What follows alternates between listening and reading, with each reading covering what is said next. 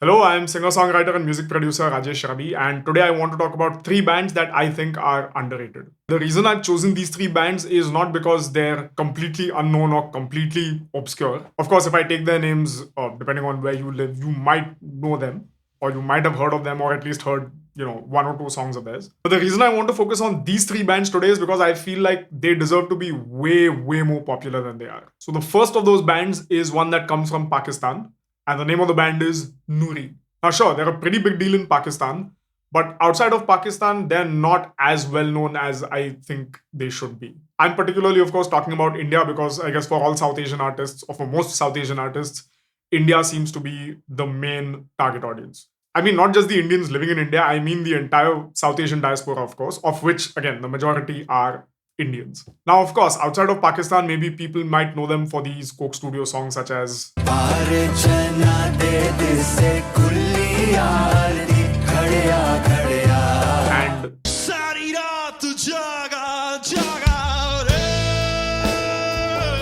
I very recently came to know that apparently this song is a staple at a lot of Indian wedding functions.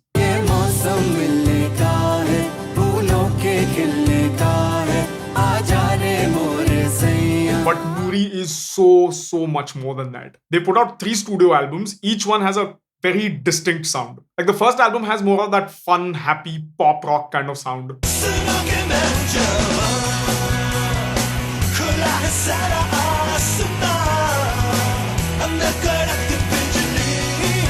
The second album gets a little more serious. And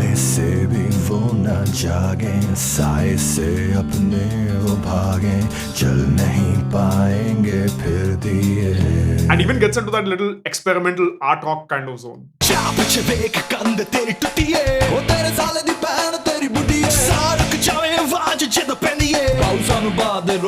even though the third album came out much later, a lot of those songs are older, unused, unreleased songs of theirs, but they still sound fresh.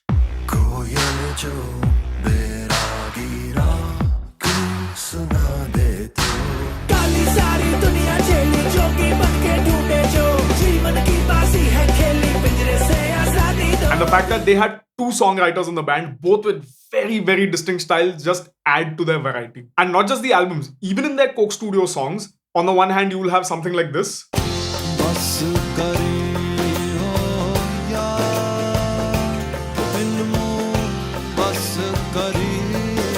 And then something like this.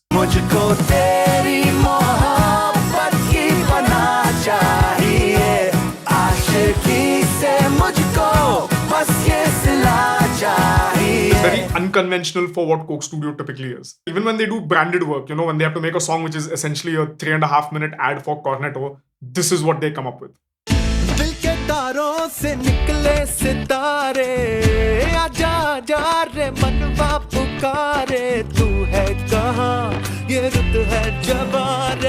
So again, you had 2 great songwriters, great variety, dabbling in God knows how many different types of genres. And yet I can't understand why they are not way more popular than they are. So I did a little bit of digging, and here's what little I could understand. Now, unlike fellow Pakistani artists like Nusrat Fateh Ali Khan, Junoon, Strings, I don't think there was too much marketing effort put into promoting them in India. In fact, I also came across an old written interview of theirs where apparently they themselves didn't take too much effort into promoting themselves outside of Pakistan, or at least not in India so much. Of course, one way you can help making them less underrated is go checking out their songs, and regardless of what your music taste is, I'm sure you'll at least find some songs of theirs you like, if not all. By the way, before I move on to the second and third band, I'd like you to hit that like button if you're liking the video, and if you want to watch more such music-related content, you can also hit that subscribe button. So the second band I want to talk about is Mutemath. Now again, there is a chance you've heard of this band, and sure, it's not like they're unpopular, but when a band has songs like this, just take a fall.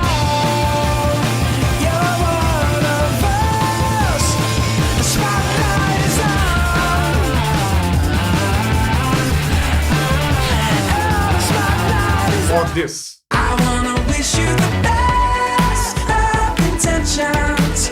All my best to you and yours. I want you to figure it out.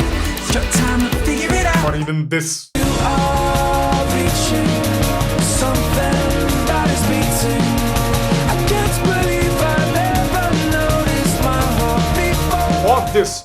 which was covered on Ellen DeGeneres' talk show. Our next guest has turned his home into a museum of love dedicated to his wife, who passed away 1 month before their 60th wedding anniversary. His story is featured in the band Mutemath's new music video. Can we go out tonight? Anything goes. Let's make a monument for our love, our love, our love, our love. It baffles me as to why they don't have the level of mainstream success you would imagine a band that makes such catchy songs to have. I mean, sure, they had that one song that went kind of viral in the early days of YouTube. 'Cause I know there's got to be another level somewhere closer to the other side. Super catchy music, like it's super catchy, very pop sensibilities, very mainstream sensibilities, yet it's very unique in its sound. Like you can see their influences, you can see their inspirations, but you can also see how they've just made it their own. And there is frankly no one who sounds like them. And of course, they've got some really great slower songs as well.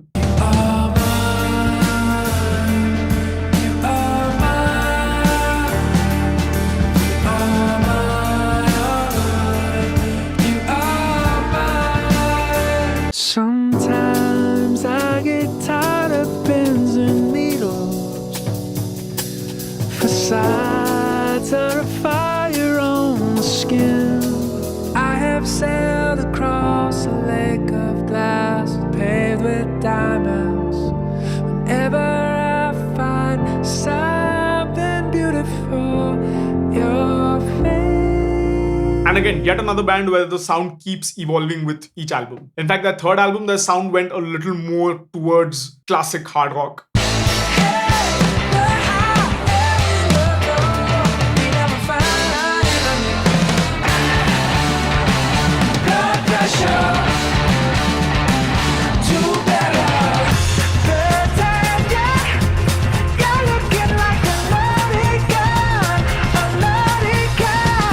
And the fourth album, I think they started experimenting a little more with electronica. I used to never feel like I do now. I used to danger, locked outside for good. And of course, I did some digging to figure out why they didn't become as popular as I would assume them to be. Apparently, Warner Brothers marketed them as a Christian band. So the lead singer used to be part of a Christian band before forming Mutemath. And I guess Warner Brothers just slotted them in that category, and that's primarily how they tried to market them. And apparently, again, I'm not 100% sure if this is true, but apparently the band even tried to sue Warner Brothers over this because they came to know that they've been very poorly and wrongly marketed. And then, of course, the band split later on, and they still continue to perform as Mutemath, but the singer and keyboardist is the only sole surviving member from the original lineup. But yeah, please go check out Mutemath. I would say start from the first album and keep progressing that way. That way you get more used to their sound. And yeah, I'm sure you'll enjoy them. And the third band I want to talk about is Hayajan. Now, sure, their lead singer Alawardi is a pretty big YouTuber, and of course, you can't call Alawardi an underrated YouTuber because within his niche, he's probably one of the biggest names on YouTube. Which is why I specifically mentioned his band Hayajan. So I've been following Alawardi since like a really long time, and I remember him posting something about, hey, like my band's first ever song is out, and I went and checked it out.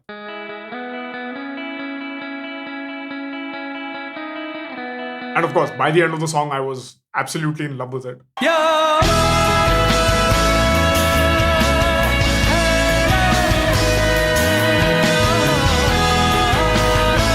So I went to Spotify and just looked up Hayajan, and I saw that they were a part of some Arab indie playlist. And I was like, hey, okay, let me check out more of their songs, but also discover other Arab indie artists. So there were about 100 odd songs, and I was just listening to them on shuffle. What I noticed after close to 2 hours of listening is songs by Hayajan just stood out. Like all the other artists, all the other songs, while not bad, they all seemed to kind of blend into each other. There was this very specific Arab indie kind of sound, but Hayajan just stood out. And even there, I could hear two very distinct phases of Hayajan. One which was very rock inspired, and the other which was very pop and funk inspired. So I slightly messed up the story I narrated. I heard their first song when it came out. I really loved it, but I didn't really bother to go and listen to the entire album. Then when their second album came out, that's when I heard the Spotify Arab Indie playlist, and that's when I decided to go and check out their entire discography. So yeah, their first album, while rock inspired, you can still see a lot of their roots in it.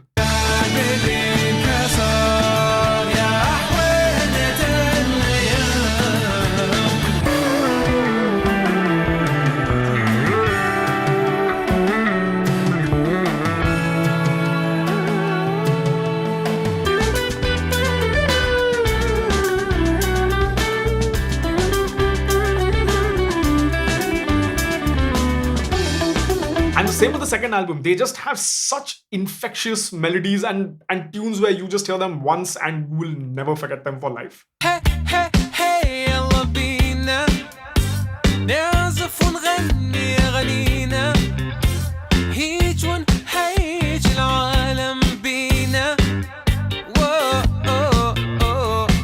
وباسم الدين دمرنا الإنسانية العالم كله زبالة